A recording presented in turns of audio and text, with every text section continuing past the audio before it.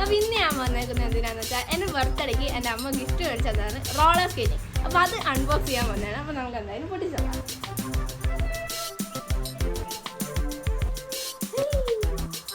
അപ്പോൾ ഇതാണ് നമ്മുടെ സ്കേറ്റിംഗ് ഷൂ. കളറല്ലാത്തതിൽ ഞാൻ നന്നായി ചെയ്യും. ഇതിലെനിക്ക് പ്രാക്ടീസ് ഒക്കെ ചെയ്തിട്ട് വേണം ചെയ്യാൻ.